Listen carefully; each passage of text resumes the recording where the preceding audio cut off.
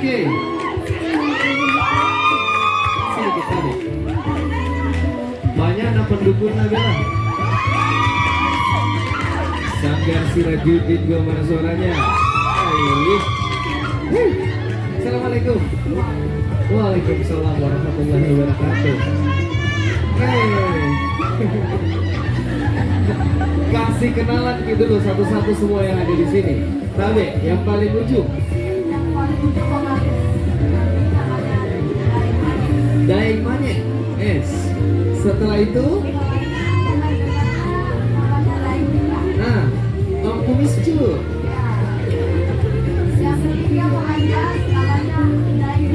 Daeng Tika juga. Oh, kembar-kembar nih. Bersepupu kebetulan. Apana dan Sera. Anaknya juga, dia anak. Oke, selanjutnya dari Bugis. Pemain impor ini ya. Dari Bugis yang akhirnya ditarik main ke Goa juga ya. Namanya Andi Yusri. Ya. Kita ke belakang tak? Ini namanya Om alat Diman. musiknya boleh langsung disebutkan juga apa alat itu? Musiknya Cak ya, Cak. Cak ya. Ini namanya Diman Daeng Roku. Diman Daeng Roku. Yang ini paling terkenal di mana-mana. Paling gagah toh? Paling gagah. Kebetulan mantan pacar saya. Oke, yang sekarang sudah jadi suami tercinta. Namanya Awar ya. Daeng Malewa. Daeng Malewa. Selanjutnya pemain biola yang tak kalah cakepnya juga. Anaknya Pasangkala. Siapa yang kenal Pasangkala di sini ya? Namanya Omicon Daeng Lala. Daeng Lala. Oh, Daeng Lala. Saya sendiri. Iya. Vokalisnya yang paling cantik pastinya. Namaku Dian Sirajuddin Daeng Cora.